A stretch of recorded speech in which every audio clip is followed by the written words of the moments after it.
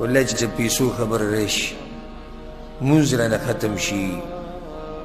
عبادت پاتې شي درس او تدریس پاتې شي علم پاتې شي او چې کله خبر د دیاړۍ راشي او د مزدورۍ راشي هر څه ګډوډ شي ها واجب دا ده چې د دې دین د لاسه زمونږ نه دنیا نه ګډوډه کېږي دې ته سوچ کړی که نه دنیا نه ګډوډه کېږي خو د دنیا د لاسه سره نه دین ګډوډ شي څه توړ جوړ وکړو دا دین به تو راتو کړو چې چل به وکړو خو دنیا نشو خرابولی زه ولې مثال درکوم مثال داسې والی چې ته مزدوري کوې یو ځای کې او تا ته ووایي چې تاسو ټول ښه خلک یې انشاءالله زما په ټولو ښه ګمان ده مثال پیش کړو اوس یو ځای کې ستا مزدوري ولګېده او ته په هفته کې په ځان دې دا لازم کړې ده چې زه به د الله دین زده کوم دومره وخت دې ویستی دی او دا مزدوري په دې ټیم کې راځي کوم ټیم کې چې ته دین زده کوې رښتیا جواب راکړې دا سړی به څه کوي دغه دین به تو راته وکړي بیا به زده کو دین کنه دین سے تختی کو نه بیا به دین زده کو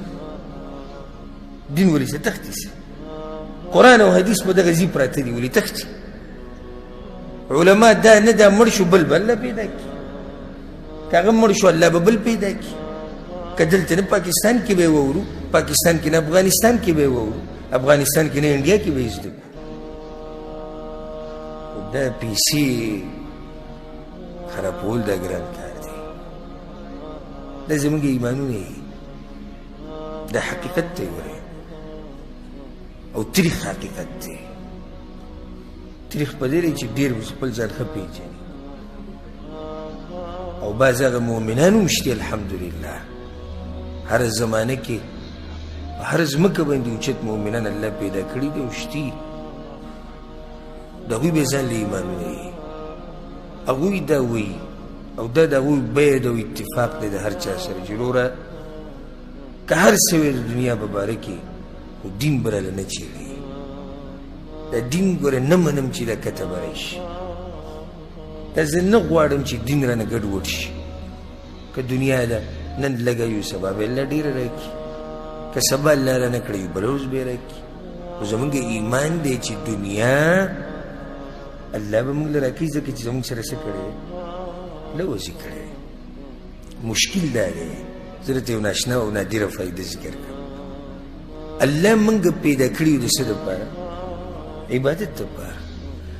وما خلقت الجن والإنس إلا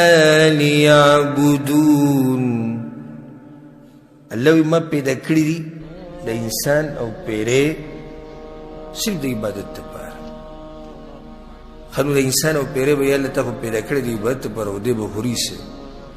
إن الله هو الرزاق ذو القوة المتين الله غم کوا ته مې پیدا کړی د خپلې بندګۍ دپاره او د ټوله دنیا مې پیدا کړې د ستا دپاره اوس درته عجیبه ووایم هغه کوم شی چې زموږ دپاره پیدا دی موږ نښتې په هغه پورې یو او د څه دپاره چې پیدا یو هغه پرېښودی اوس الله د دنیا زموږ دپاره پیدا کړې ده خو موږ ته ومیلاویږي که نه وایي د الله په لوز د یقین نشته څه الله وایي رزق به در رسي بس بېغمه شي خپې لاس وهه خپې لاس وهه خو په دومره حدودو کې واچي دین دی خراب نشي دین دې ضایع نشي نو رزق به تا ته میلاویږي د لوز دی د عرش والا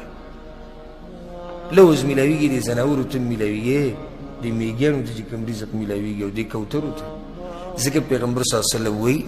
که چېرته تاسو په الله باندې مضبوط یقین وکړئ که نه داسې رزق به درله درکړی وي لکه څنګه چې د چنچڼو له ورکوي سحر چې د جالې نه پاسي نو صحیح خېټه خالي ماښام چې راشي خېټه صحیح ډکوي که کومه وایي زره د هغې سره سعودي عرب کې مزدوري کوي که دوبۍ کې او په کومه کمپنۍ کې کار کوي دا کوترې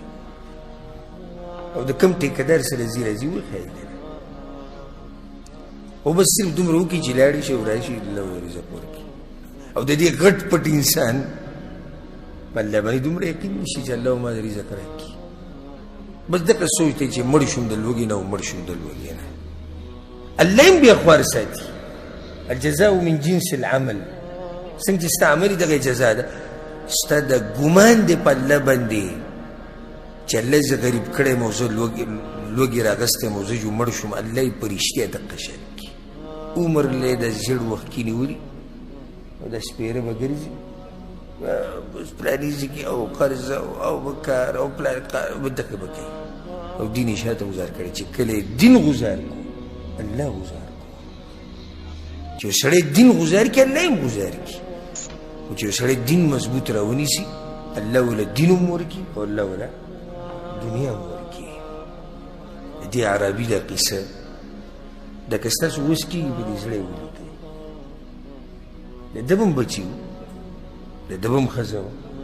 د ده به هم شهوت و د ده هم زړه و د ده هم ځواني وه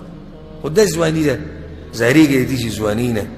پیغمبر صلی الله علیه وسلم صدق الله فصدقه وی سړي رښتیا ویلي وو الله رښتینی په دې خپله اراده کې دا سړی رښتینی وو د دومره شرف چې جنازه وله چا وکړه پیغمبر صلی الله علیه وسلم او صرف دا نه چې جنازه وله وکړه په جنازه کې ښه په زوره وویل انا علیه شهید یا الله زه پې ګواه یم الله وله عزتونه ورکړو د دنیا او د آخرت عزتونه د دغه سړي عزت دی چې کوم سړی د دین خیال ساتي او دنیا کې ګډه وډه شي نو څه خبره نه ده او دا درته م ووایم دنیا په منډو نه میلاویږي دا خبره صحیح ده که غلطه صحیح ده زه دلیل پیش کوم چې ځان نه یم لګیا من